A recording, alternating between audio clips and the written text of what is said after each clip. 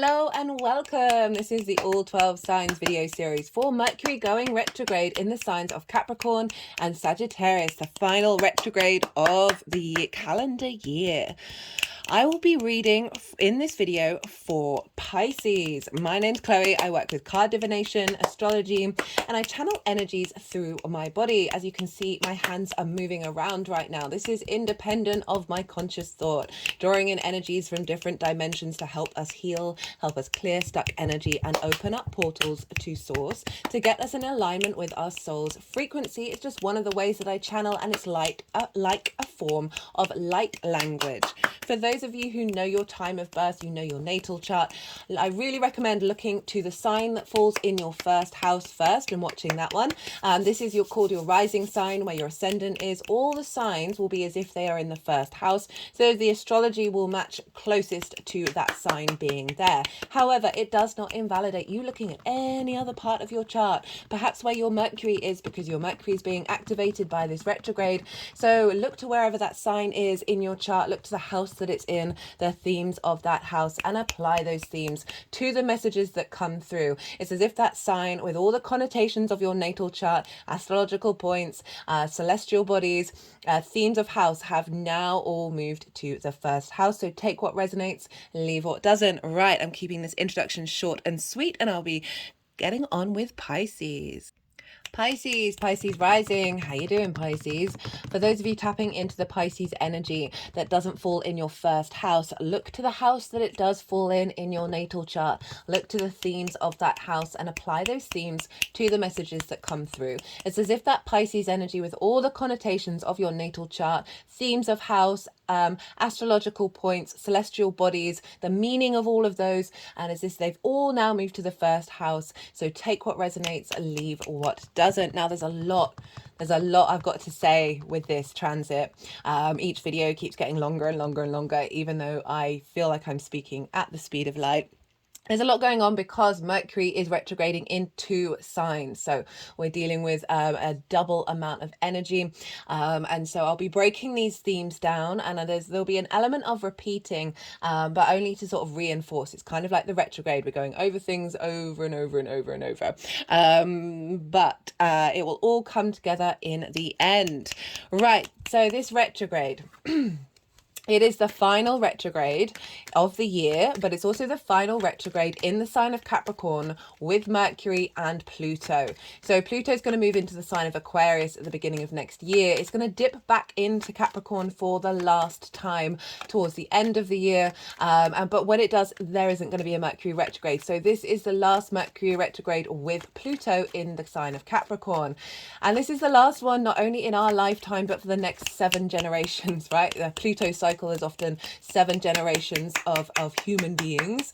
So this is clearing out a big load of energy, transforming fear into magnetism and power.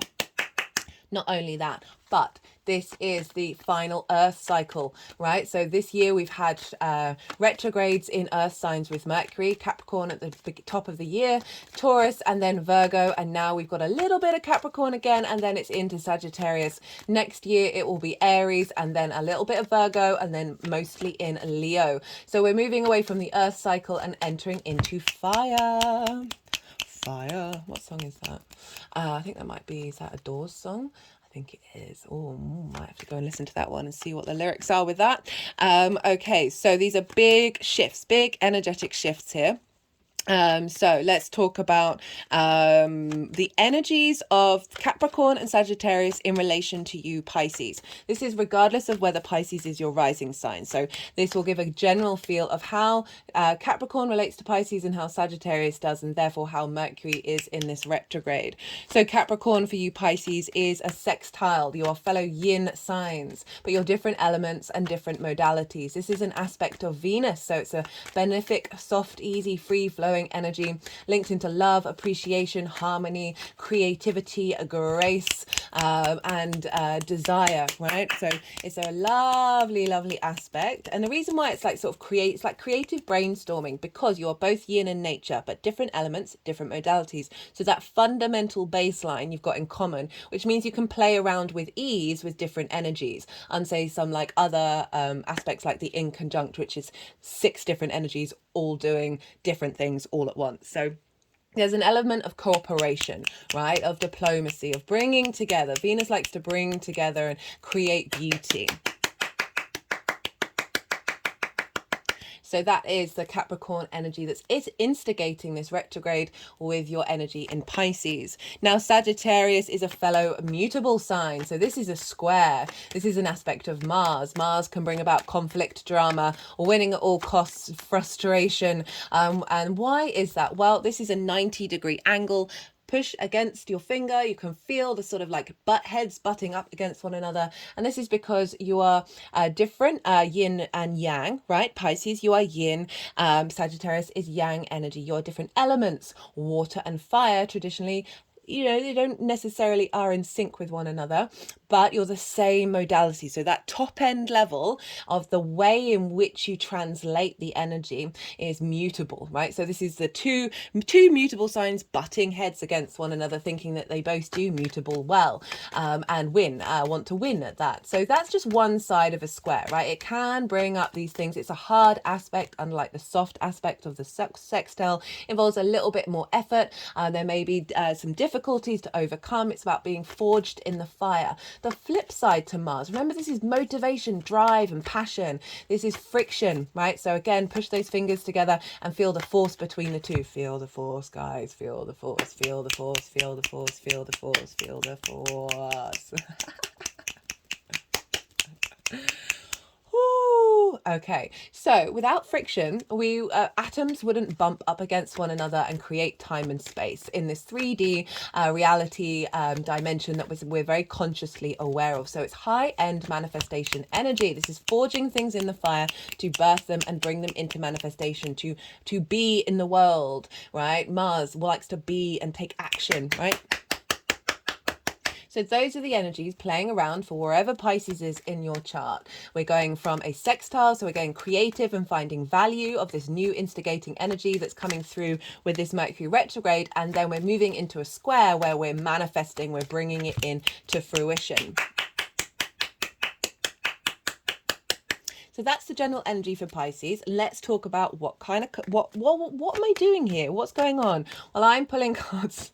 Sorry, I'm being a bit ridiculous. I've just had a coffee, and I usually only drink in the mornings. But these videos have been going on longer and longer. So it's like, okay, it's darkness now out in the world. That I really wanted to get this out and get this done and ready for everybody. So yes, maybe it'll mean I'll speak even faster.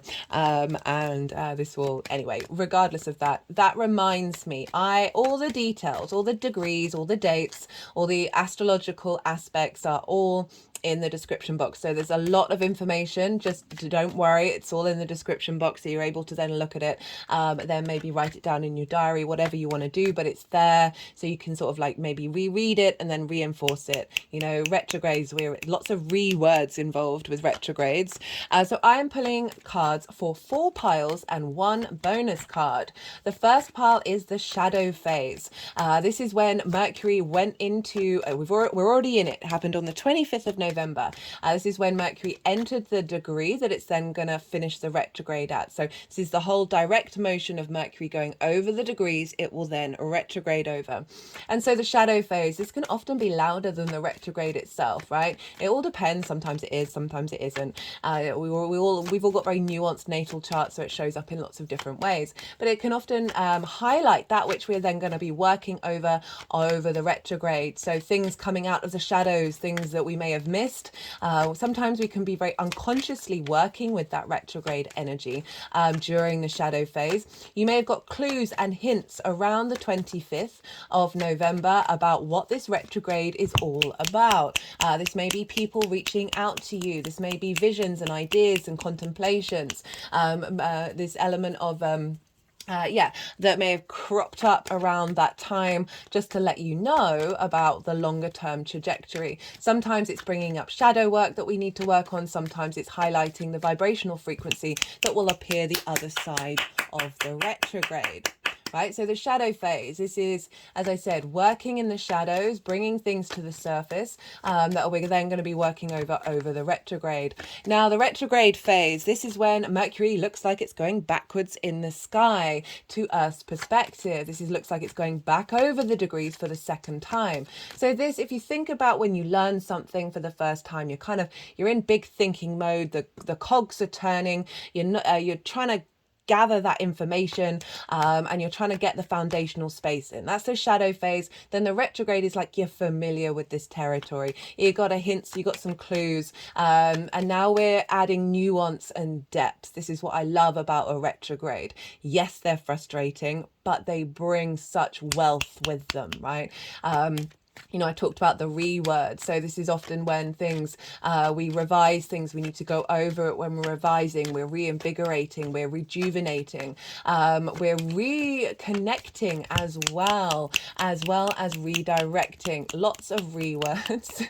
So what sort of things can show up during a retrograde? Well, it's all the stereotypical things. Personally, I've had electronics go a little bit weird since the shadow phase. So as I said, the shadow phase can bring these things up as well.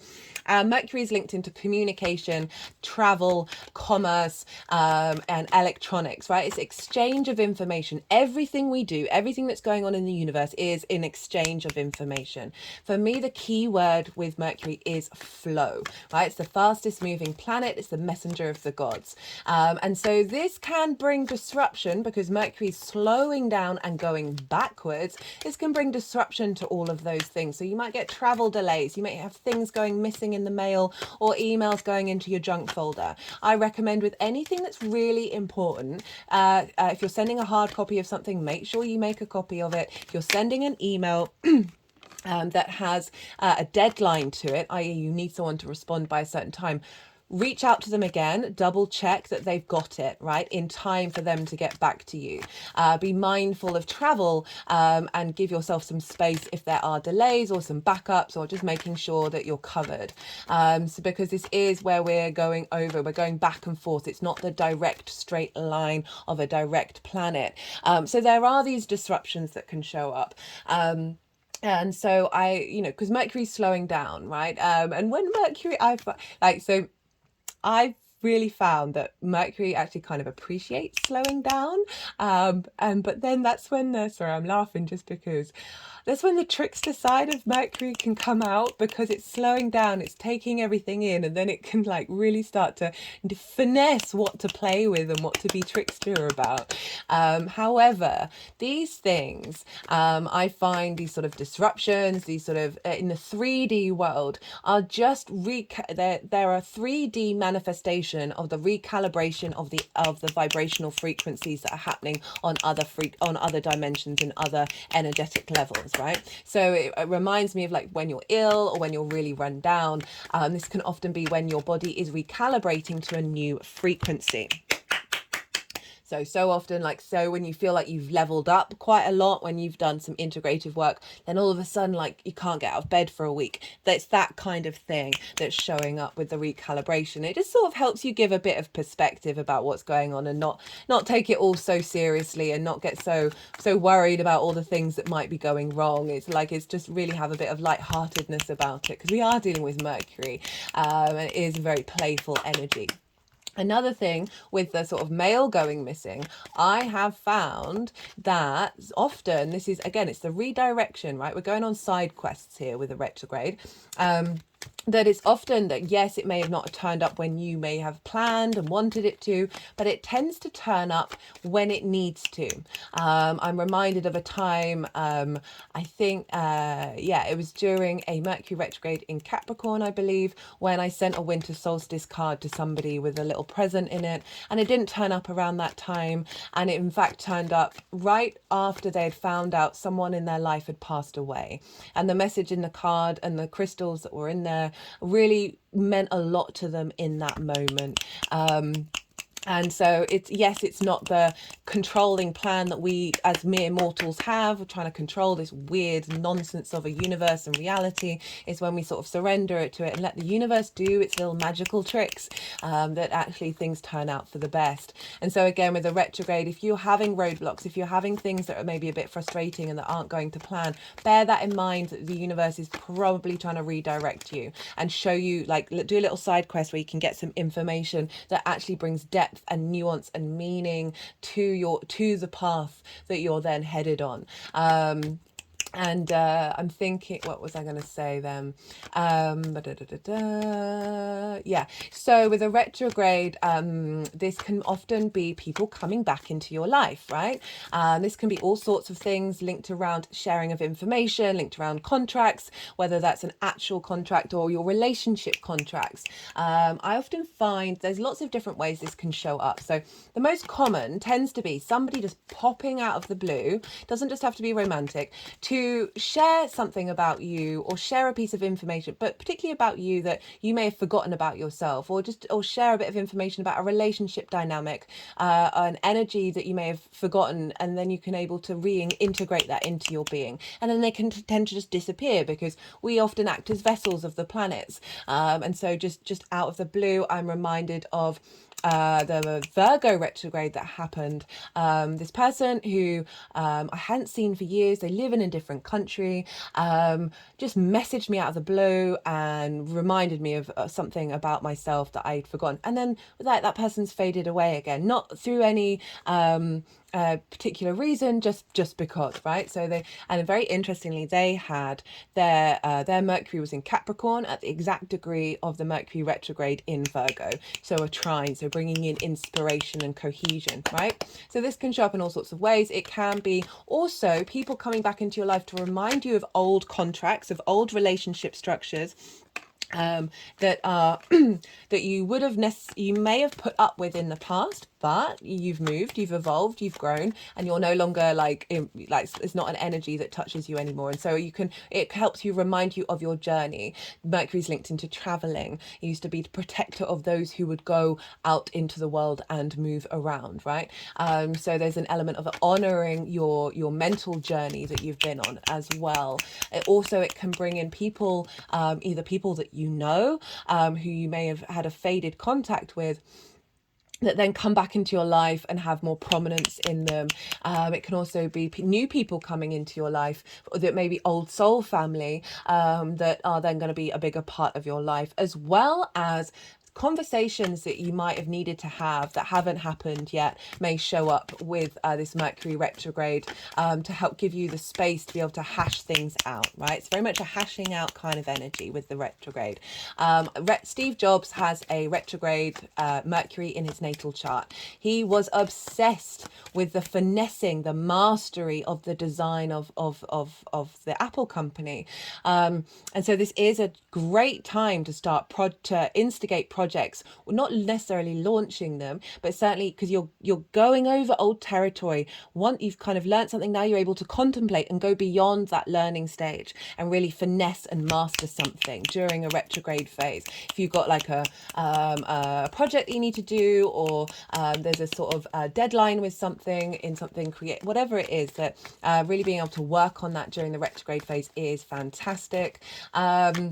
Words of wisdom around contracts. So we're not going in direct motion, and so when we take a direct action, we often find we get redirected and rerouted. So with contracts, it's Mercury retrogrades happen 3 times a year. You can't stop your life. There may be that you may have to sign a contract. If you do, check and double check, right? Really make sure that you're looking at the fine print, because that might come and bite you on in the future. So it's not anything that I'm saying. Please bear in mind that you have your own intuition. You are here. You're the universe manifest in individual form. You are here to tap into your inner sovereignty, your inner divinity. So you know what's best for you, but give yourself some pause before making decisions, right? This is a great time to revise contracts, both literal contracts or contracts that you have in the way that you engage with other people, the way that you share information, who you are in relationship to others. So this, as I said, revisiting of certain dynamics that may no longer serve you, or really reestablishing, okay, what is it that I need from this? What is the exchange here? Think of that, the fact that it's linked into commerce. It's purely exchange. Everything is exchange. Messenger of the gods, they're exchanging messages, often to receive messages to then transfer back to the gods again, right? Okay, what else did I want to say about the retrograde phase? I mean, that was quite a lot. Yeah, so we're really going, what I really like is the nuance and the depth that we're having with that retrograde phase of really, really bringing depth to wherever this is showing up in your life. Okay, I think that's everything. I'm going to be kind of repeating these phrases again, these phases with the astrology linked onto them later. So if whatever I might have missed may come up again. Be patient, be kind with yourself, right? Be patient and kind.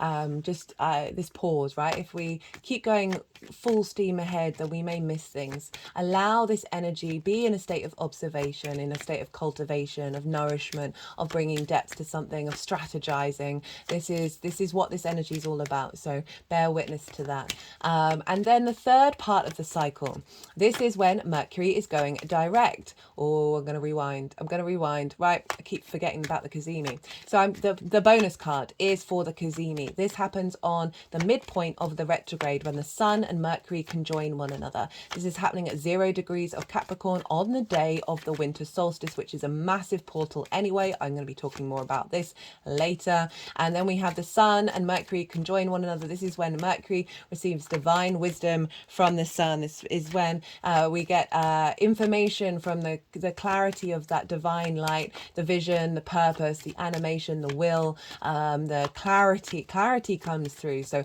midpoint of the retrograde, where we're now, if you've had any hiccups, you've had any roadblocks, had any things that you haven't quite been able to work through, this is when we get a lot of support moving forward for the second half of the retrograde. And also this is when Mercury moves from being the evening star, which is very sort of yin retrograde energy of being in observation, cultivating, nurturing, looking to the past, reflection, strategy, is moving from being the evening star at the midpoint of the retrograde to being the morning star, which is more yang energy, looking to the future, taking direct action out and about, less of the inner, more of the outer reflection of what you've been working on. So like if I'm talking about a project, halfway through you may have been like just brainstorming and cultivating, and then all of a sudden you start putting those into action and like figuring out, but it's still, there's going to be potentially things that you need to nuance and shift and change and adapt during the second half of that retrograde. So that is that's the retrograde. And so I'm pulling a card for the energy of what the Sun and Mercury are doing and downloading into your vessel for that one. And then the third phase, this is when Mercury goes direct. The astrology of this one is careful not to swear. It's very good. It's very good. It's great. And this is sort of around the new year. And so a great time to set intentions. I'm going to talk about that in way more detail later on. And so this is when we're now moving forwards. We're now implementing at full force everything that we've been learning, but we're still going over those degrees again. So we're still in the retrograde cycle. So we're adding even more depth, all more nuance, and putting it into practice, and then really finessing it even more.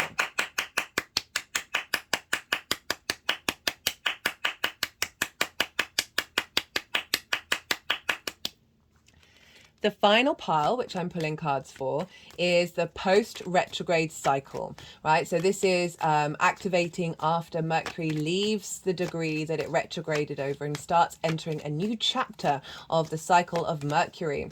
And so this is when I often find so with the direct motion, pile 3, you often find things start getting into gear, things start manifesting. However, for me, I find it's not until a planet moves beyond the degree and goes into that new chapter, that new section of your narrative, that's when things really start to get activated, right? That's when things really are shifting and changing, because you've got all of that information from the 3 cycles all combined into the new part of where we're headed.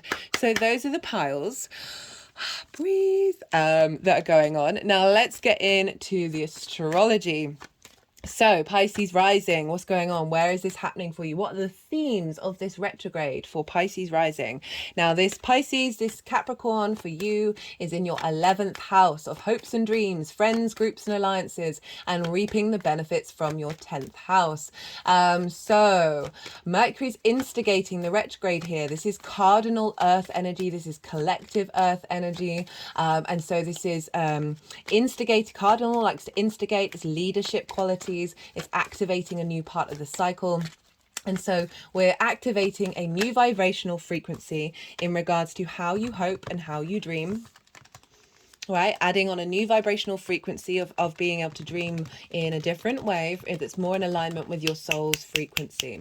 And so, but Capricorn, and so this is more long-term legacy energy, like it's the longer term cycles of nature, of earth, of who we are in relation to that. This can be bringing in a new vibrational frequency of legacy and sort of authority in regards to how you're seen in friends, groups, and alliances, making sure that that's in alignment with your true soul's frequency and not perhaps hiding away and diminishing your light. It's also activating a new cycle of receiving things from your 10th house of your life purpose and your career house and your reputation. So potentially some more visibility here and some more acknowledgement of the work that you do. So that's what's getting activated. Now, Capricorn is ruled by Saturn. So Saturn is a bit of a no planet, right? It can bring up limitations, restrictions, and isolation. And it tends to say no. Like the default is no, and then needs to think about it and then maybe change their mind. What I really like about this no is that it's drawing a line under soul contracts, vibrational frequencies that we're done with, right? We're really done with now, especially linked into that Pluto energy of transforming that which no longer serves us, that which is dead and gone, and composting that into magnetism and power for the next part of the cycle. So we're saying no to those things. We're instigating healthy boundaries. We're establishing a new dynamic, right? And so we want to look to where Saturn is, because wherever a ruler of a sign is, impacts the signs that it rules. So Saturn is over in your sign, Pisces. Hello. For those of you who are watching who have Pisces rising or strong Pisces placements, I've done 3 Saturn transit series. I recommend, if you haven't seen them, checking out the first and the third. The first, more so the introductions. Because I break down them. If you want a deeper understanding of this quite big transit of Saturn moving through your first house, particularly for Pisces risings, or going over your sun or your moon or any like personal planet, Saturn's going to be doing a number on them. Okay, so you might want to have a deeper understanding about what's going on. This is a longer term cycle that won't happen for another 30 years. Now Saturn in so in the introductions of the first series, I break down Saturn in Pisces, Saturn with Neptune, Saturn in relation to Jupiter, because Jupiter rules Pisces traditionally. So it's one of your major rulers. So that's going to be having a big impact. The second series was about the retrograde. Some really cool messages, channeled messages came out in the introductions of those. You might want to watch that to sort of revisit what that retrograde was all about. The third, then the latest one is the direct motion. Saturn went direct on the 4th of November and won't be going retrograde until the end of June next year. So that's a bigger cycle that you might want to check into about what that's all about. Anyway, Saturn in the first. This is how you embody your sun or your moon in your actions and your deeds. This is your body, your vitality, your appearance, your character. And it's often how other people see you, because they see that embodiment of either your sun or your moon that may be more personal and maybe more inward. Saturn moving through the first is all about giving you probably towards the end of it, let's be real, a sense of authority within yourself, a real sense of confidence. Saturn strengthens foundations by knocking down that which won't serve you for the whole cycle, for the next 30 years. Saturn for me is duty, responsibility, authority, right? Learning to understand your true authority, not blustered, pumped up, insecure authority, right? Or demanding or power structures. It's about, with that authority, we lean into our integrity that then opens up our legacy, right? Love Saturn, even though it's opposite my sun at the moment, and that's been that's been quite a ride. Right, so the first house, your embodiment of self, your embodiment, making and Saturn is influencing your 11th house of your hopes and your dreams. So really helping facilitate your embodiment of this activation of this new frequency and impacting the way people see you, right? That sense of authority in the way that people see you, the sense of integrity that you're bringing from that first house in Saturn into your hopes and your dreams, into friends, groups and alliances, into understanding the benefits that you receive from your career and 10th house. So that's the influence of Saturn from Pisces into your 11th house of the Capricorn part of the retrograde. And now let's move over to Sagittarius. So we're moving from Saturn, the no planet, to Jupiter, the big expansive yes planet, the generosity, the joviality, the expansion, the wisdom, the play. It's very playful, Jupiter can be. And so this is in Sagittarius, which for you is in your 10th house, your career house, right? The life purpose, most importantly, life purpose, because it doesn't just have to be career. So often career can facilitate that life purpose. This is the most visible part of your chart. This is it's the reputation, how the big outside world sees you. This also can be linked into bosses, right? So Mercury is going to move from cardinal, from instigating a new vibrational frequency in terms of what do you want, what brings you good spirits, right? And bringing that into your 10th house. So those hopes and dreams, reevaluation of it. What kind of groups and alliances do you want to be in? How do you want to be in those groups and alliances? What sort of give and flow do you have with reaping the benefits from your 10th house? Maybe wanting to elevate that. Maybe you feel like you put in the hard work and that's not necessarily the visibility that you've been getting. Now Mercury is moving into the 10th, the mutable fire sign of Sagittarius, the yang energy. So we're now adapting, we're flowing, we're moving, we're instigating this change. We're able to be more fluid, be more playful in what it is and where we think we're headed and what it is that we want from our lives, right? So Mercury is bringing this new instigation of a vibrational frequency that's in alignment with your soul's hopes and dreams in the way that you embody yourself, and feeding that into your 10th house, which is squaring your first house. So the 11th house sextile, so that's bringing in that sense of creativity and appreciation and value and a sense of desire, and bringing really like cultivating a real easy, not easy, well, it isn't easy free flowing energy, but it's cultivating the sense of creativity and love when it comes to your hopes and your dreams, and finding a new invigoration around that. And then moving to a square in your 10th house of manifestation, this new changeable energy that you're bringing in, really bringing in some flow, bringing in some playful energy, this deep sense of knowing of where you're headed. Now we want to look to where Jupiter is. Now Jupiter's over in Taurus, which for you is in your 3rd house of communication. This is the house of the goddess, where we bring our big picture philosophies from the 9th house into our day-to-day, where we bring meaning into our day-to-day. This is our local community, the things that we do on a regular basis. It's kind of like a very domestic house, and it's communication. So it's the lens in which you communicate through. So there's a sense of wanting to bring stability, wanting to bring love, the sense of appreciation of the physical, tangible world into your day-to-day. Jupiter is moving through there. I have done a Jupiter transit series in Taurus, and you might want to check that out. That was mostly for the direct motion, but there were some major themes brought up in the introductions. Now, Jupiter's retrograde, okay? Jupiter's going to be retrograde until the end of the year. It's going to go direct just before Mercury does. I love that aspect. And so whatever expansion of wisdom and elevation and depth and sense of knowing within you in the way that you communicate, or finding more expansion in your local community, and finding more wisdom and knowing and expansion and opportunities in the way that you bring meaning into your day-to-day, or opportunities you're finding in your day-to-day. This may have been a little bit restricted, right? With the retrograde, you're going over things. Sometimes with Jupiter retrograde, we're questioning everything. We're questioning our faith in how we express ourselves. What do we want from our local community? And so that retrograde may have felt like the abundance of Jupiter may have been on hold a little bit.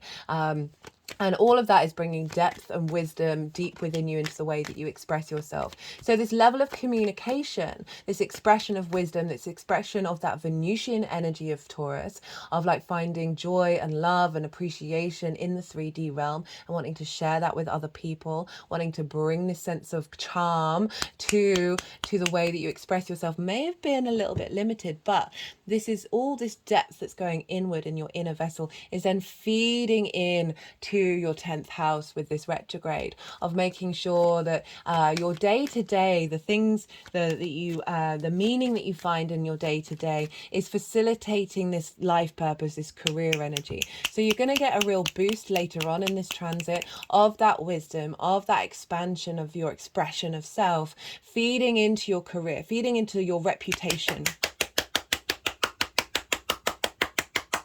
and your visibility. Right? That visibility might have felt a bit limited with that retrograde. It is clicking around the throat chakra.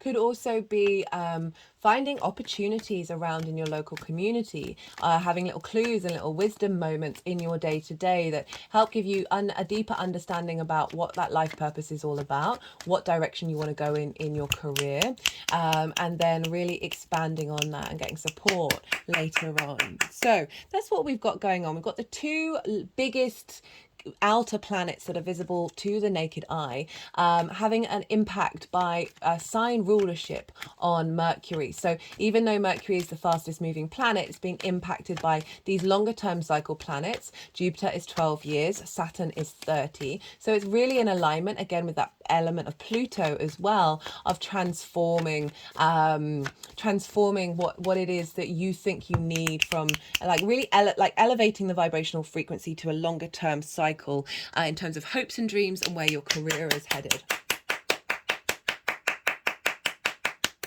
Okay.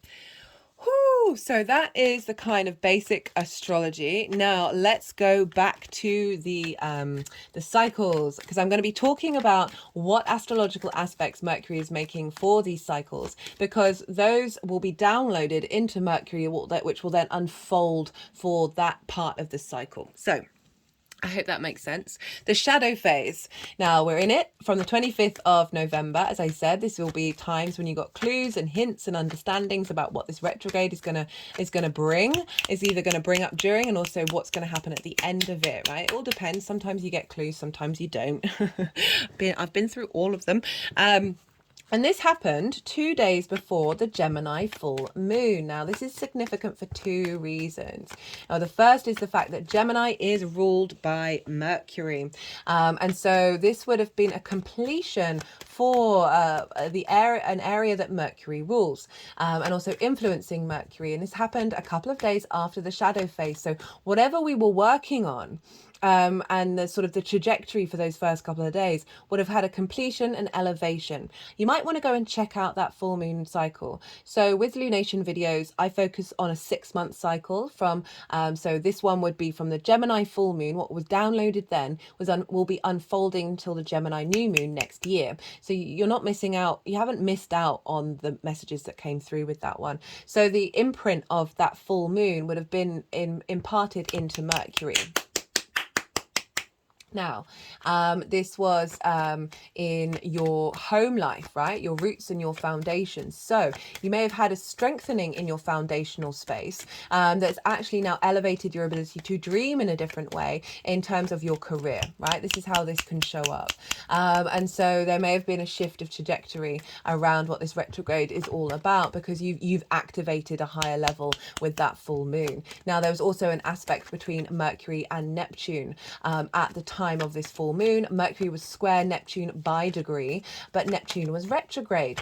For me, this aspect, so this was in your first house where Neptune was. This was like clearing out of delusions, because the square is a manifestation energy. So an activation of clearing that out, and then bringing in a higher vibrational frequency reality from Neptune, which for me is our connection to source, all the frequencies, all the dimensions, all the realities, all the unconditional love, all in one space, but a higher vibrational frequency of transcendence feeding into Mercury. But Neptune was retrograde, so we might not have seen the full picture yet. we are going to have that aspect later on in this transit, which is why I feel like that Gemini full moon played a significant role in this whole transit altogether. Neptune will go direct on the 6th of December. That's happening in a couple of days from now. Probably by the time this gets put out, it will have gone direct. So now there's a bit more momentum forwards. We're able to see clearly and be able to tap into source energy externally, rather than what we've been doing is more of an internal space with that retrograde with Neptune. So that's the shadow phase, and that's going up to the 13th of December, which is when we start the retrograde, when Mercury has gone all the way forwards. It's going to station retrograde. This is very powerful energy. So often around this time we get big clues about what the retrograde is all about, even bigger ones.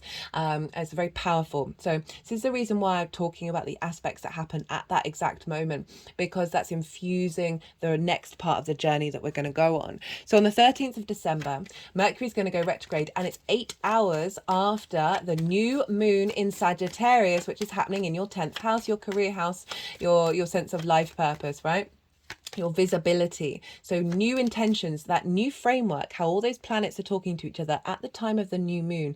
This new beginning is infused into Mercury. So we've got, not only are we looking backwards and refining things, but it's with the energy of the newness, right? Of the newness. What does that even mean?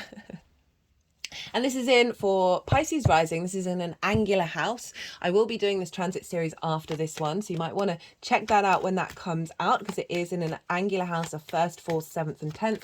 Lots of mutable energy going on, lots of changing, lots of adapting. I love it. My chart is mostly fixed, and I thank all the gods, all the graces for my Virgo sun. Without her, I would probably be very stubborn and very fixed and not moving anywhere.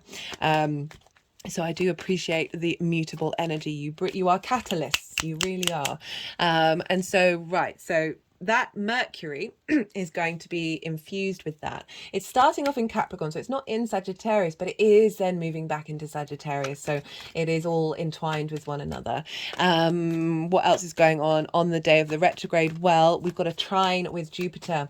So Jupiter over in your 3rd house, with your hopes and your dreams of being able to find wisdom of the information and how you understand it and communicate it, and wisdom from the meaning that you're finding in your day-to-day, from your local community, finding a deep inherent knowing within you that you're implementing on a day-to-day basis, these hopes and dreams, this new vibrational frequency that's getting activated with Mercury beginning its retrograde in the sign of Capricorn. This might mean that there are more opportunities during this retrograde of changing dynamics with friends, groups and alliances, right, that are more in alignment with this expansion of Jupiter. Jupiter's still retrograde though, so we're still not getting all the pieces together. We still might not see the outward manifestation of this until Jupiter goes direct later on at the end of the year. But this is a harmonious aspect with a benefic planet, right? It's a trine is an aspect of Jupiter. So we've got Jupiter on Jupiter, providing wisdom and expansion and elevation, a sense of a deep understanding, a deep knowing, a sense of abundance and opportunities, and just a real pleasurable ability to understand the depths of your own wisdom, because they're both going to be retrograde. So it's a real inner refinement of the details, Mercury, of the flow that Mercury brings to that deep unknowing and over expansiveness of Jupiter. Beautiful. We've also got by sign a sextile with Saturn, and so this is bringing it's a sextile as an aspect of Venus, so it's another harmonious soft aspect, right? So we're getting a lot of inspirational support from the trines, and we've got creative sense of harmony, sense of flow, sense of love and appreciation, sense of desire, sense of grace, and diplomacy coming in from Saturn, how you embody yourself with integrity, feeding into your hopes and your dreams, and how you're seen in friends, groups and alliances, how you're seen with the benefits that you're reaping from your 10th house. So that's a really beautiful energy showing up for the retrograde. And on top of that, we have another sextile with Venus. So 2 sextiles and a trine, so all soft, beautiful, harmonious aspects. And then we've got Jupiter and Venus playing a very pivotal role in this retrograde. And so Venus is over in Scorpio, which is a fellow water sign, Pisces, and this is in your 9th house of your perspectives, right? How do you see yourself in the world? How do you picture yourself in society, in the collective, in the universe? So mapping yourself, orientating yourself out in this big wide world.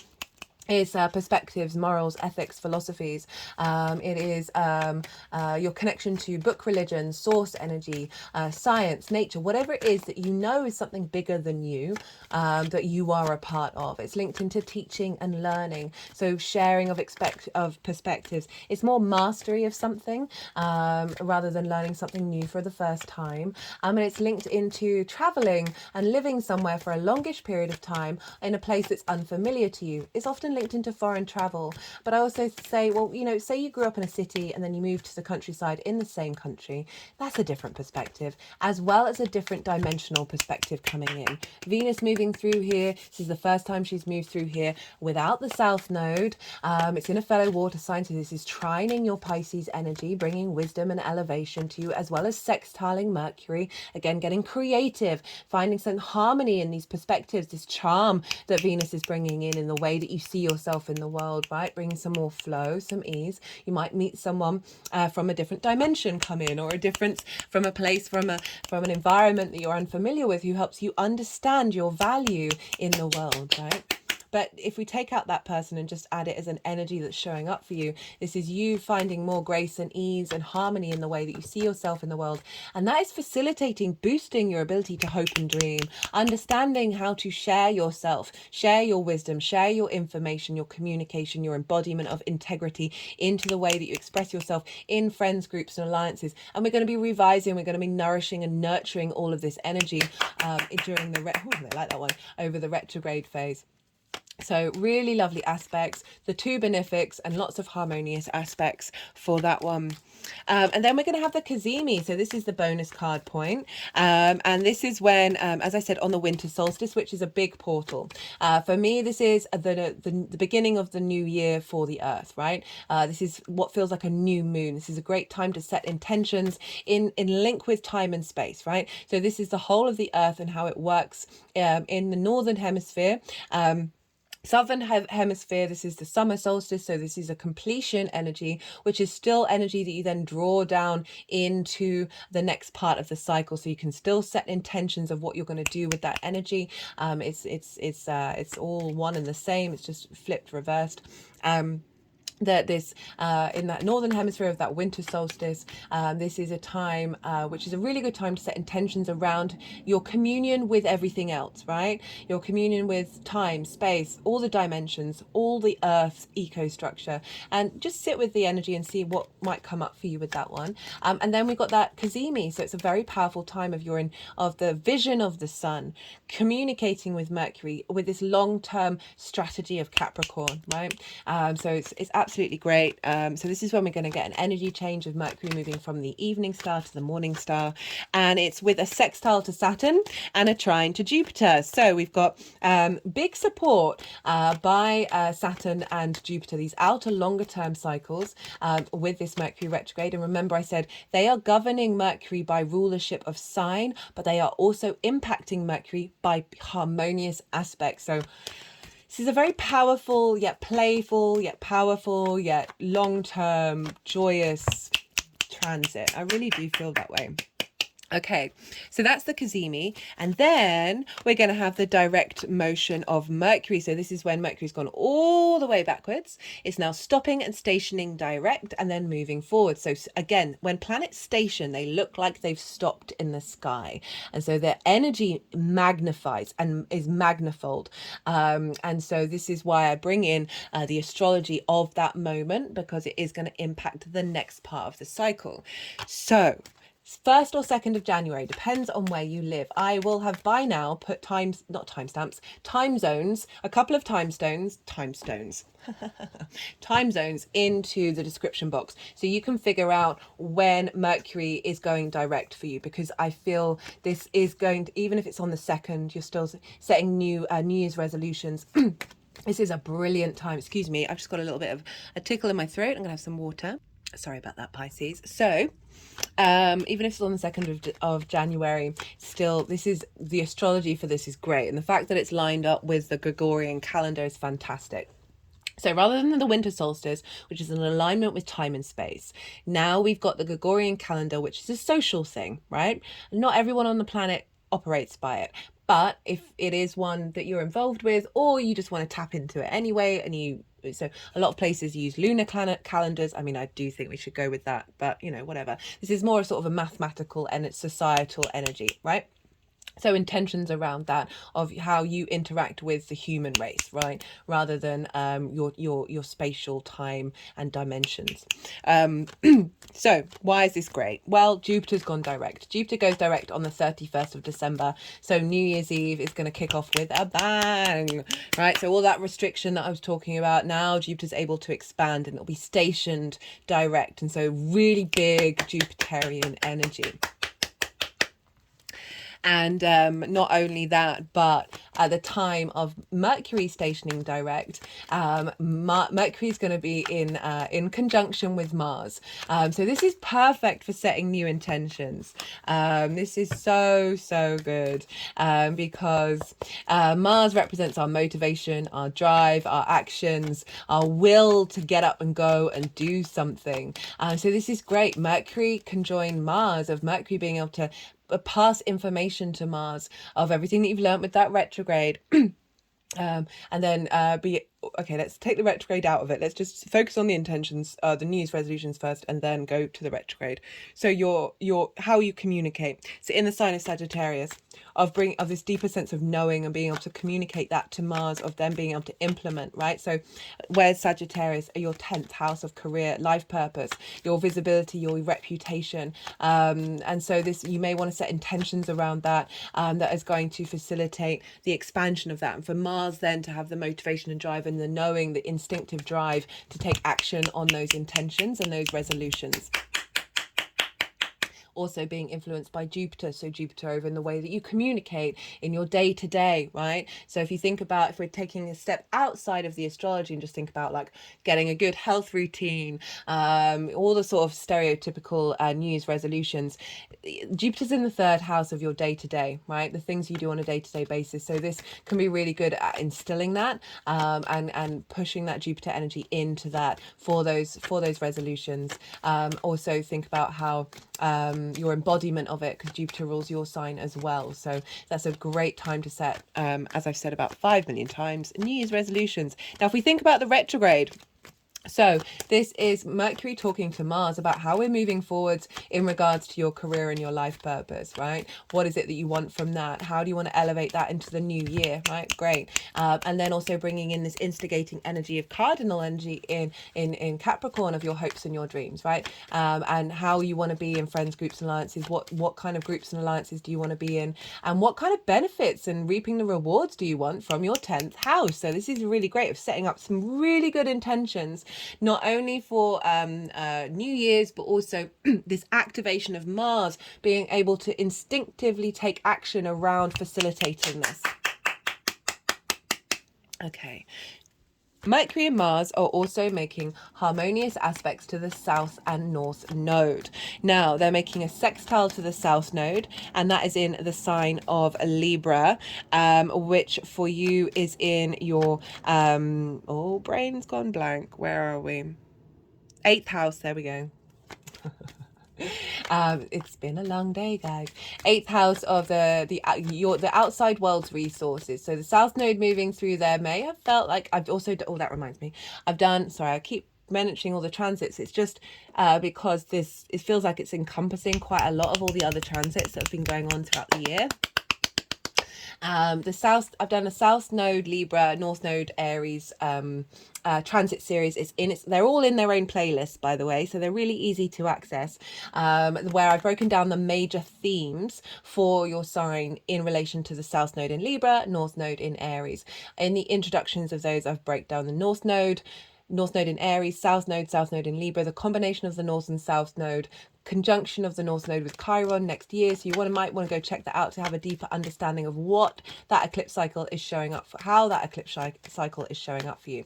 So making a sextile, Mercury and Mars are making a sextile to the South Node. So South Node is where we refine. It's often, I feel, like a retrograde energy because it's something that we're comfortable with. We're often letting go of things. We're bringing nuance, we're bringing depth, and it can see things fall away, right? So you might have found some restrictions around resources, but what I really feel the overall theme of that will be is for you to really refine your understanding of how you exchange with anything other than yourself, right? So it's the outside world's resources. This is the exchange, the give and take between you and the outside world: time, money, things, energy, ideas, intimacy. So this can be one-to-one partners, friends, the big outside world, the cosmos, right? Source energy. This is a very magical house.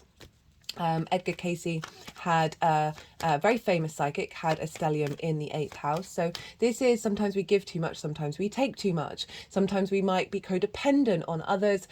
We might it's linked into big chunks of money. So this can be bonuses, commissions, mortgages, loans, taxes, inheritance, 3D and cosmic inheritance. So it can be sometimes when we've got a hope and a dream, where we're like, well, it's not until we get this, maybe it's a loan, that we're then able to act on it. Well, actually the 8th house really calls you to get into balance with that and still keep doing the things that you want to do from your individual sovereignty, regardless of what's going on in the outside world. And then the more that we do that, the more we cultivate that, the more we open up space for abundance rather than lack, right? Okay, so sextile to the South Node, this is activating, so this is activating what are your how you're seen in the world, right? Your life purpose, your career, in alignment with the refinement that the South Node is doing in terms of the give and take. What cycle of reciprocity are you getting from the outside world? So that's really great. It's very harmonious, getting creative, finding value and appreciation of what you do and what you give into the world, and therefore potentially getting a bonus. That might be a thing that happens, or I mean, that's just a vague thing. No, it's not vague, it's very specific, but I do like to focus more on the energy of it, right? That exchange of how that's showing up, of being more visible with the outside world. Okay, so North Node in Aries, where's that? Well, that's in your 2nd house of how you value yourself, right? The skills and the resources that you have in order to manifest in the world and bring in regular income, right? It's also the things that you value and how, most importantly, how you value yourself. So the North Node is really fueling that. And I love this combination of Mercury and Mars in your 10th house of your career, feeding into your sense of value, right? So this alignment, this direct motion, these intentions that you're setting is pulling you towards your future of a deeper value of your independent spirit, and the skills and the resources and your tools that you have in order to facilitate where you're headed with your career, as well as your ability to manifest your hopes and your dreams. Okay. We also have that square with Neptune, which I talked about earlier. So this is that activation, that manifestation of that new reality, of your embodiment, your embodiment of this new frequency that is facilitating this forward motion of your career and your life purpose and how visible you are, right? So really bringing that into alignment. Oh, got some interesting energy in my hand. Okay. Ooh. Couldn't tell you what it is. That's not where I'm at with. No, I won't say that. Everyone channels in a different way.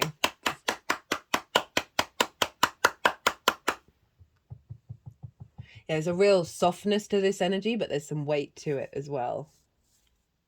Okay, they're doing things that they don't normally do. Enjoy this bit of light language, Pisces. Whew. There's a real activation in my right palm, which is often the hand that plays the most role in the channeling.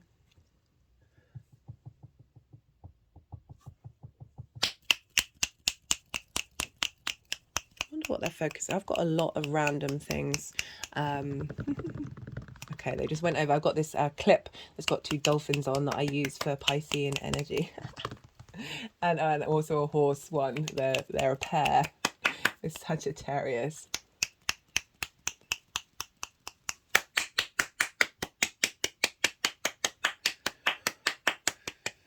Yeah, that feels like that Neptune activation is going to be, okay.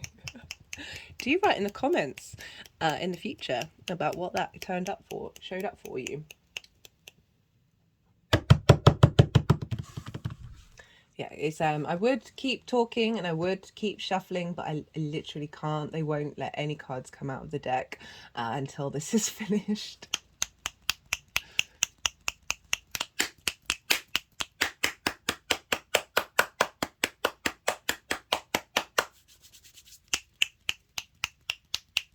Tapping over the third eye, now the throat chakra.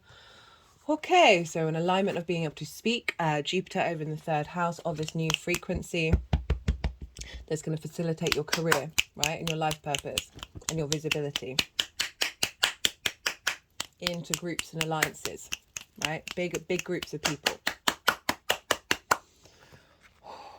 Okay, my favorite aspect is this one, is we have Juno and the moon over in Virgo. So Pisces, this is opposite your sign in the seventh house of one-to-one relationships.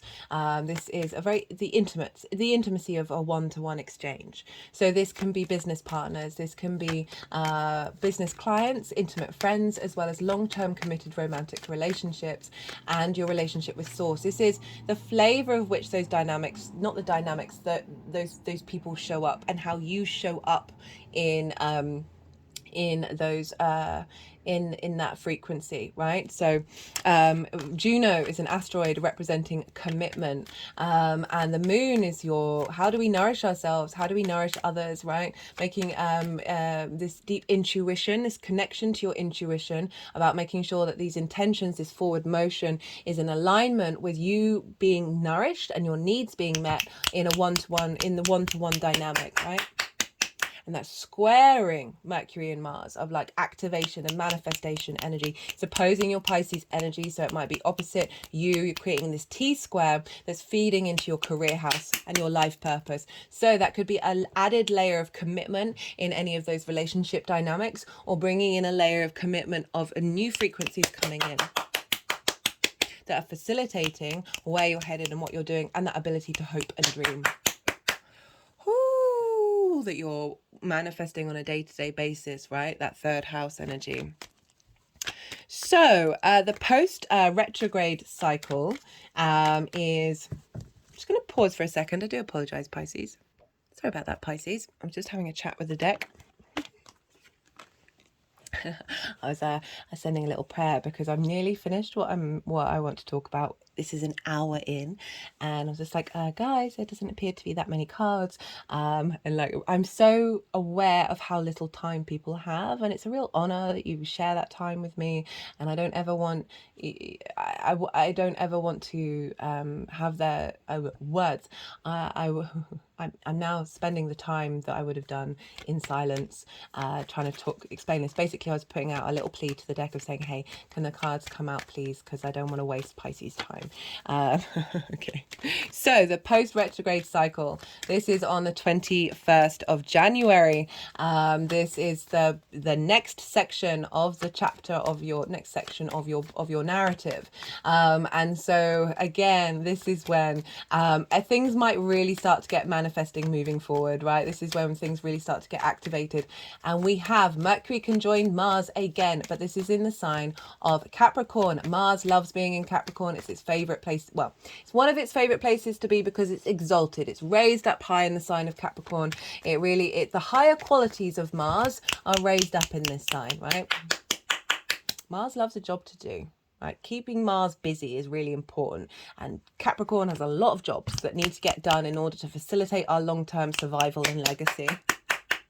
So Mars is in Capricorn with Mercury in your 11th house of hopes and dreams, friends, groups and alliances, and reaping the benefits from your 10th house. So we now got another conjunction with Mercury and Mars, and this time Mercury's got all the information from the retrograde coming through and feeding it into Mars, again, of communicating the long-term strategy plan into Mars, for Mars to then intuitively, instinctively take action that are facilitating, manifesting, and bringing those hopes and dreams into alignment, bringing your ability to take action around friends, groups and alliances, or bringing in groups and alliances that are more in alignment with that legacy. And again, yeah, so really very supportive of this momentum, of this movement forwards.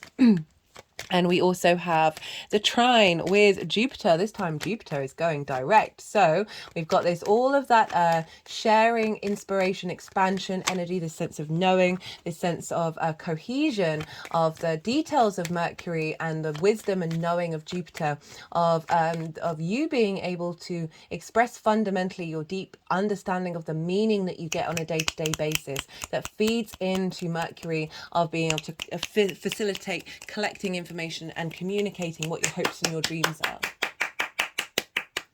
This is also can be you being able to share your wisdom in the way that you communicate with groups and alliances, as well as just generally just finding a bit more ease and grace in bringing about manifestation energy from your day-to-day, your local community, in regards to what brings you good spirits as well, right? This also can look like perhaps receiving a sense of benefit from your local community, a boon of reaping, of seeing what it is that you put out into the world and your visibility, and being welcomed and supported by your local community, and supported by your day-to-day, that's helping facilitate that. So we've got that lovely trine, and we've also got a sextile with Saturn. And this sextile is, again, finding that integrity and that responsibility, that legacy energy of how you embody yourself, finding grace and harmony, and impacting the way that Mars and Mercury are moving forwards, and your ability to implement the plan. And I love it. I absolutely love it. So that's kind of everything that I wanted to say. It looks like my little plea to the tarot. Like, honestly, my decks are... I was shuffling with another deck who belongs to somebody else, and the cards just came flying out. As I said, Saturn is opposite my sun, so there's an element of like blockages around the vision, the energy that I put out. It's all going to be fine, guys. It's going to be fine. Anyway, enough about me. Right, so they put the deck down, so there we go.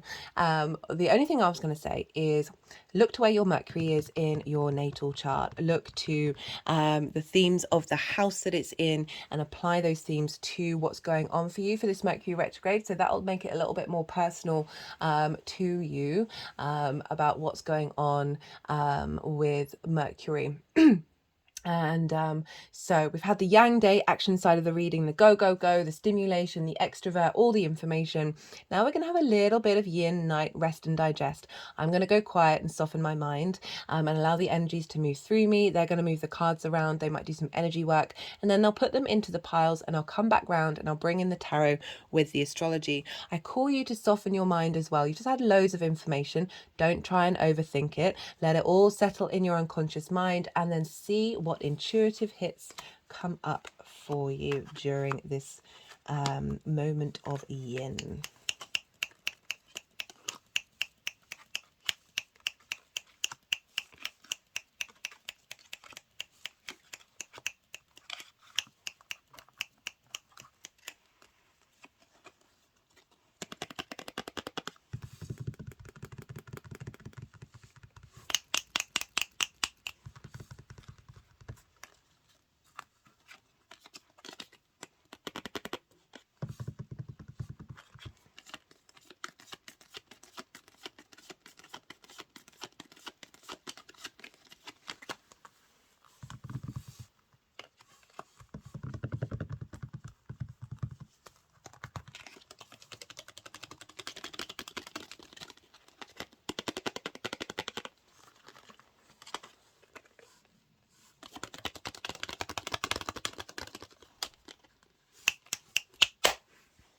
Oh, I had a strange reaction to those two cards being on one another.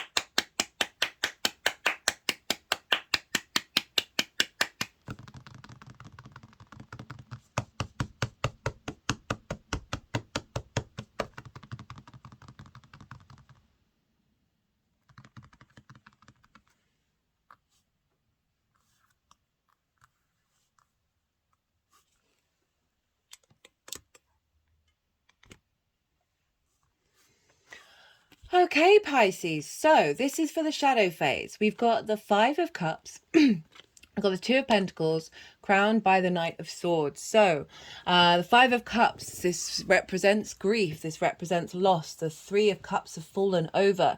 That which was in flow and in harmony and a sense of celebration has disappeared, right? There's some element of loss in your life, whether that is an old pattern or something that's happened recently, right? It's all going to depend, because so often with retrogrades, it can bring things up from the past, that you thought you'd worked on, you thought you'd moved through, but actually there's still some lingering things going on. So it can be in various different degrees. It may have been something very recent that may have impacted you, but overall the Five of Cups is honoring that grief space, right? But grief isn't linear, right? Grief is always with us. And the reason why I say that is because it's always important to honor this, but realize that the Two of Cups is behind you. The Two of Cups is always with you, this sense of balance and union within yourself. My hand has just gone over my heart chakra. They just now put the card over the hand, over the third eye, throat chakra, heart chakra.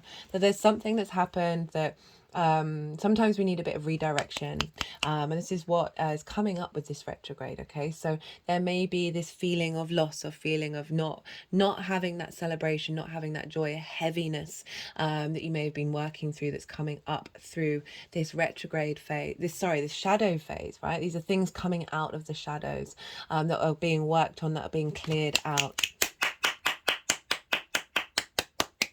So if we think about that in terms of the 11th and the 10th house of hopes and dreams, right?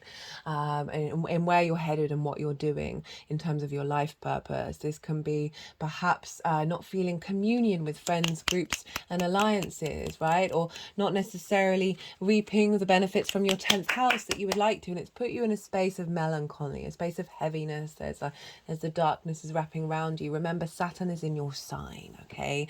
So this is going to add on some heaviness. It's It's been retrograde for a while. It's gone direct now, where you might just not feel like you've been able to embody yourself in the way that you normally would. Right, and so there is a heaviness. It's making you want to speak a lot softer and a lot smoother, because so I'm not trying to mitigate this energy. This is just, I'm not trying to shame anything. We all feel it. I've personally have also gone through this feeling over the last couple of months. It's linked into my astrology. I understand it, but it's still there. It's still present, and sometimes it can be really hard to shake, right? But once we realize, okay, we don't have to stay in this place the whole time, because what's being called is to turn around, pick up those 2 cups, go over the bridge and go into this home, this new space, this new landscape, where you can still put that cloak on every now and again. Like, I don't know what's happened. I don't know if it's like some big grief energy that I don't want to dismiss in any way, but whatever it is, it's certainly a frequency that you're working with this retrograde. So I want you to just bear that in mind and know that it's part of this journey that you're going on. We've got it with the 2 of Pentacles. Now, this is survival mode, right? This figure is moving, but there isn't any momentum. They're in that fear survival mode of making sure, got to keep those pentacles going, right? Got to keep that juggling. Think of jugglers in the court, right? If they messed up, they might have had their head cut off, right? So it's kind of emblemated in the fact that there are all these big waves in the background with those ships on. It's a different kind of being in the now, right? Survival now, right? Those people on those ships, they are doing what they need to do in that moment in order to survive, but there's no way they can hope and dream. There's no way that they can envisage a space of abundance right now in that moment. And these cards are very much not about abundance. So I'm also thinking about the Jupiter retrograde of sort of limiting how you feel on a day-to-day basis, what you're doing on a day-to-day basis, combined with that Saturn that's really calling you to go deep within you and navigate, what do I need to hold on to any of this energy. With the 2 of Pentacles as well, it's like, again, not being able to hope and dream, of perhaps feeling like you've been juggling lots of different ideas when it comes to where you're headed with your life purpose, and you're not quite sure which one to take, right? You're not sure which direction to go in, and you might feel like you haven't got the opportunity to really go down one particular path because you feel you've got to put a roof over your head, right? Remember, we're dealing with Pluto here. We're clearing out a lot of old fears and worries. And that's around hoping and dreaming. That's about any blockages, any death you may have, not, I say death in terms of not getting like the benefits that you've wanted from your career house. So we've got it with the Knight of Swords. This is a really interesting card to show up for this, because this is an embodiment of clarity, right? Knights are the Knight of Swords is the fastest moving sword in, oh, my head is just sort of doing weird things now. Cool. They're clicking all around the head and up to the crown chakra, third eye. My hand is now on the third eye, like that. They like doing that one. It's like it's in a energetic healing cage. The Knight of Swords, there's vibrancy. It's like lightning being struck. Look how fast that horse is moving, right? There's a sense of, during the shadow phase, of a clearing out a lot of this energy, right? Swords are air, it's fast moving, it's the fastest moving horse, right? It's like, whoa, like some energetic shift of your embodiment, right?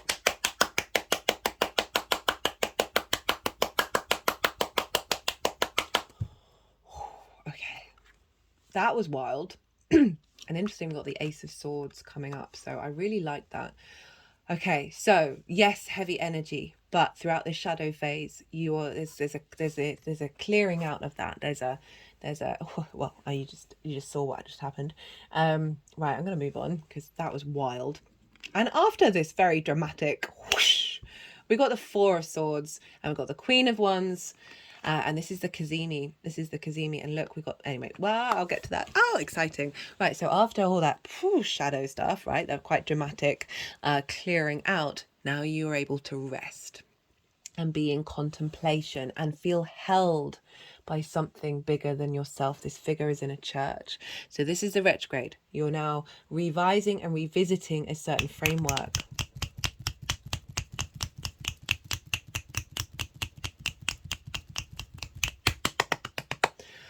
I really like this. I'm really enjoying the energy that I'm feeling. Sorry, I can't describe it. Like it's just feels very empowering and very liberating. Whew, okay, the Four of Swords. If you notice, the Three of Swords are hanging above them. So it's not quite the Three of Cups, but it does represent heartbreak and grief and things that have happened to you that have caused your heart to be distorted, right? And grief can so often do that. Being in survival mode can so often do that. But now this retrograde is giving you this new frequency coming in that's allowing you time to contemplate a new way of looking at things, right? Bringing in a new frequency. And so this figure is in rest, is in meditation. Perhaps that might be something you want to pick up that practice with, especially with Jupiter in the third house of your day-to-day and communicating on your day-to-day, and an inner retrograde of like going inwards for wisdom rather than seeking it out in your local community. And underneath this figure is the Ace of Swords, right? So through this journey of contemplation, you are finding the truth. You are finding your own inner clarity, your vision, your purpose, your action, where you're headed. Swords point in a direction, what direction you're headed in.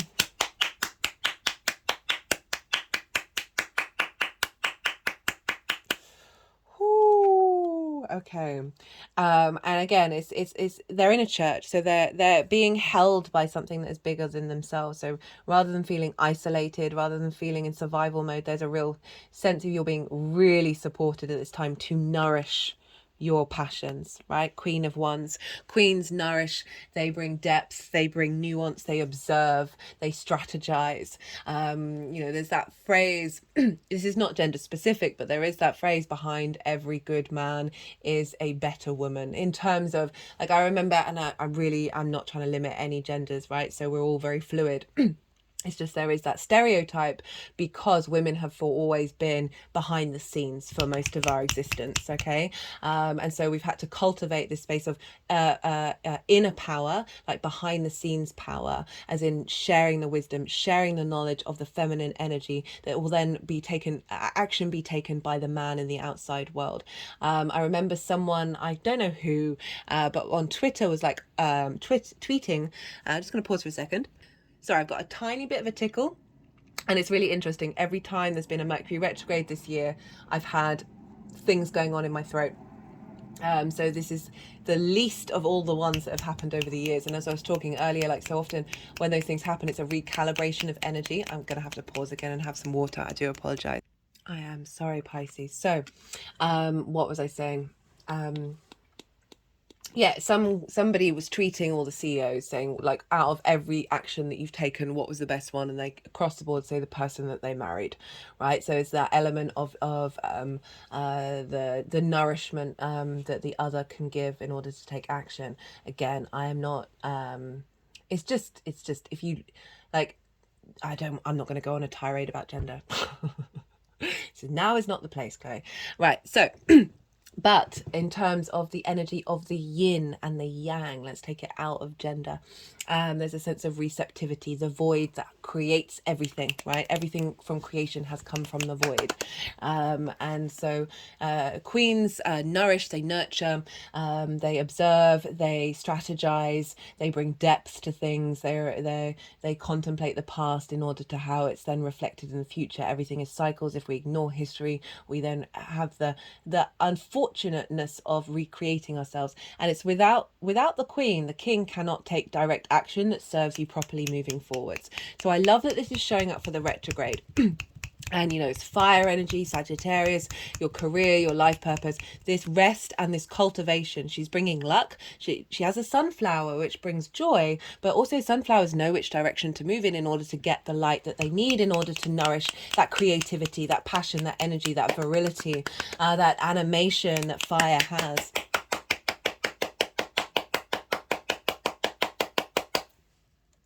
So this is fab for the retrograde because it is really allowing you that space to cultivate. Where are you headed? What are you doing? What's going to serve you and help you be independent? Look how independent she's sitting. She's not looking at us. She's in her own world. She knows what she wants. And so this is a real great energy to show up for the retrograde where you're cultivating. Where are you headed? What are you doing? How are you dreaming? Right? How is this relation to your embodiment of self? How are you finding meaning in your day to day? What do you need from your day to day in order to bring life into your life meaning, right? For the Kazemi card, this is the midpoint of at the winter solstice. This is when Mercury moves from being the evening star, very yin energy, to the morning star, very yang energy, looking to the future. You have that Ace of Swords. You've been in contemplation. Now you're getting the download from the sun of this vision, this clarity from a higher perspective, right? This is an invitation from the universe to provide a new release of energy that is taking you forward to victory, right? There's a crown here to sovereignty. There's a real sense of being able to be in your own integrity and communicate that, right? Third house of communication, Saturn in the house of embodiment, and have the vision with where you're going and what you're doing.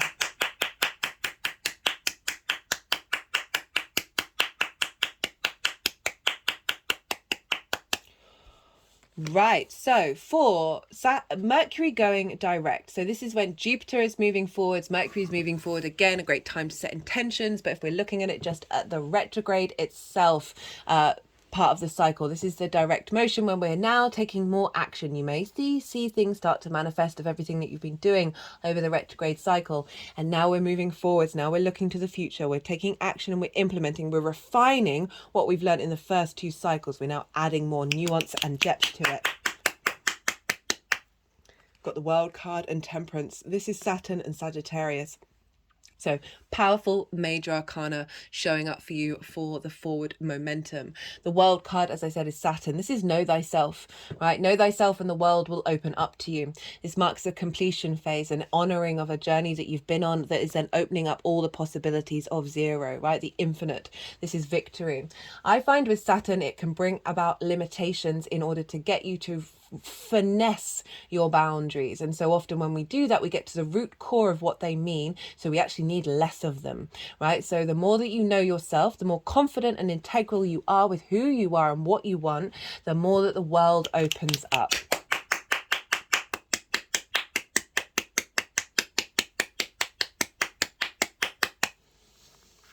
So there's a real sense of depth that's come in, and a deeper understanding of you have to act from a space of you, right? And I know we're always saying that. How do we do that? Well, it's a moving away from social ideas and constructs of what it is that we should be doing. She's before the ride away, this figure was a hermaphrodite, so both male and female, and with that acknowledgement, that union of the yin and the yang together, that blending of self, that knowing that you have the capacity of being anything you want to be, and really finding that depth with Saturn in Pisces of your own authority, your own integrity, and being able to express this more with Jupiter, and providing the wisdom of what it is that you've come here to embody, your life purpose.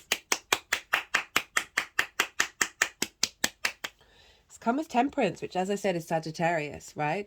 So Sagittarius is in your 10th house of your career and life purpose. This is about alchemy, right? You see this angel.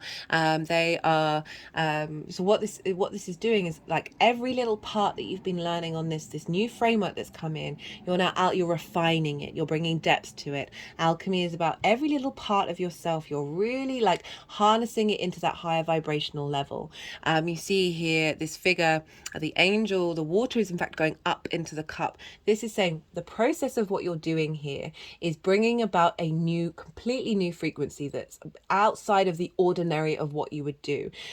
You may say that is magic, right? So magic is just science we haven't figured out yet, but it is, so it could be bringing a lot of magic into your life. But I just want to focus mostly on, well, everything is magic, let's be real, but I want to focus on the fact that this is breaking against something that an old pattern. This is bringing in a new higher vibrational frequency of amalgamation of self in the way that you're embodying who you are and where you're headed and your visibility, right?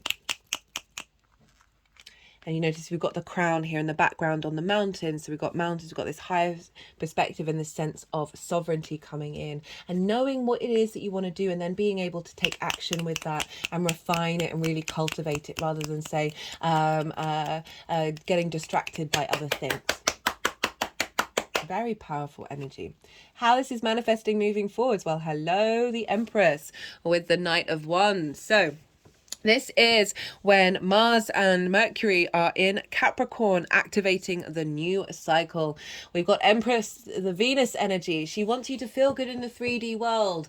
This is fertility, this is abundance, this is just the pleasure of existing and being able to birth things into life, right? So you're shifting your vibrational frequency, you're in rest, and you're cultivating that and finding your clarity and truth with this new frequency. You're then working on it, tempering it, figuring out what does this mean to you? How are you incorporating into the sense of self? And now then we've got birthing this in, moving forwards, we're now birthing this into the world.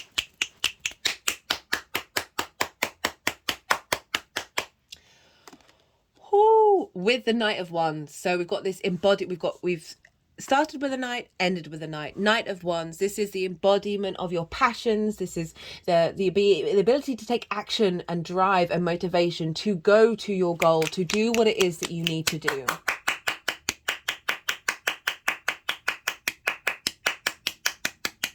Love it. Love it. I don't think there's much more I need to say about that. I'm going to pull some clarifiers though, guys. Yeah, where are we at? Oh, God. This is going to be the longest one. We'll see what happens with Aquarius. Right, let's get some clarifiers. I really like that, the growth of transition there. That's really, really nice. I'm just showing that, yeah, retrogrades we need to be patient and we need to be kind to ourselves and allow things to cultivate before we haven't got all the answers yet. We haven't got all the pieces of the puzzle, and the fact that we got Venus and then the Knight of Wands kicking off with how we're moving forward is like a real embodiment of virility, of vitality, of fertility, of really being able to feel good rather than the grief and the survival mode. You know, the Empress is coming along and giving her good graces and energizing you to be able to take action from a very passionate, motivated, creative, inspirational space. We've got emotion, control of self. Okay, so we can link this in to the grief and to the survival mechanism of something coming through. Like we've got that Ace of Swords. Swords are very cool, calm and collected. Sometimes we just need to step into that before then we bring ourselves back into passion. And this is not me mitigating any of those feelings that you may be feeling, any of that heavy, whatever that is, but it's transitory, right? Everything is transitory. And when we realize that, we can have a sense of control over how we respond, right? With knowing we can respond really big, knowing that we will be moving through it. Right, I'm going to pull another one and let's see what else wants to come through for you, Pisces. Okay, that was the Emperor. Let's see if it wants to come out again. But I do like the Emperor on top of control, that sort of authority, that knowing your own authority. I like that. Yeah, Saturn moving through your first house. Right, it's going to be rough. But coming out the other side of it, you are just going to feel so much more in your power. Soul identity, family. You know, I'm thinking about the friends, groups and alliances of your true soul's frequency being more visible to the outside world, to the big collective, and therefore drawing towards you those who are in alignment, as well as drawing towards you those who, like, I don't want to like lock anybody out, but just certainly expand your who you are and how it's received and how it's visible. Right, that 11th house of hopes and dreams, friends, groups and alliances, as well as reaping the benefits from your 10th house, which does involve visibility of being in the 10th, right? Are feeling more connected to your where you're headed with your soul's hopes and dreams, right? Elevation of that, and then drawing towards you people who are matching that, who want to co-create and collaborate with you. I'm going to do one more just because, you know, I want to.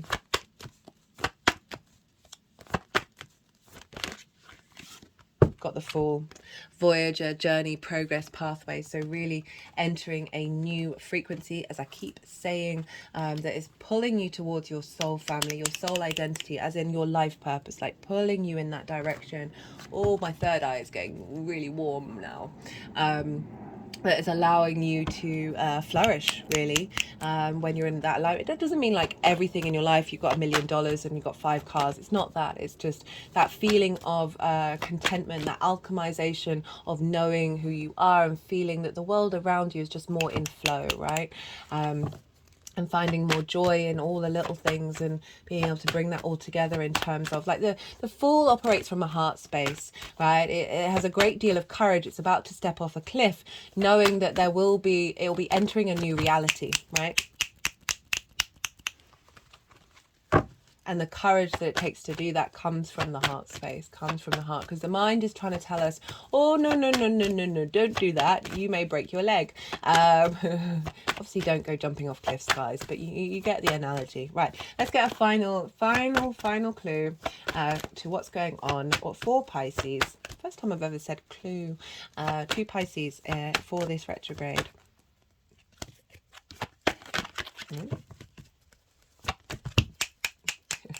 I can just tell in the decks. Those of you regulars, you know I say this often because that deck was just like, nah, not happening.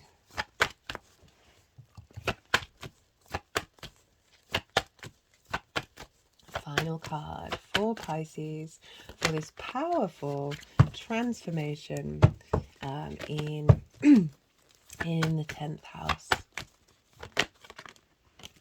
Okay, we've got self-love. Right, so whatever's gone on here, which has caused you to forget that you are everything. You are the universe manifest in individual form.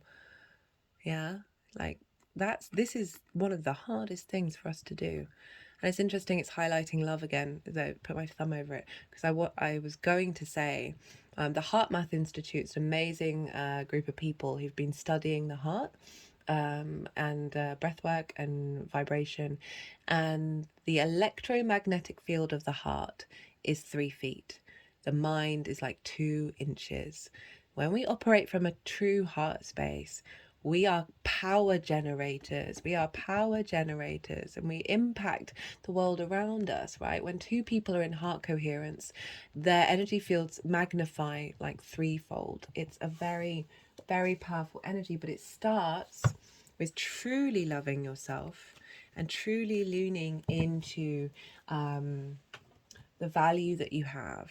And the embodiment of that, and that's a journey that we're all on, and I really feel with that Jupiter going forwards, there's going to find, you know, that Venusian energy of Venus, the Empress, of really being able to see that a lot clearer come the new year. So thank you, Pisces. Oh, goodness me, 1 hour and 35 minutes. I've got no regrets. Honestly, my personal readings that I do, they're usually minimum of 2 hours. I got a lot to say. There's a lot that comes out. I like context. I'm a big fan of context. Anyway, I'm going to shut up now. Be good to yourself, Pisces. Be good to those around you. And most importantly, be well until we meet again.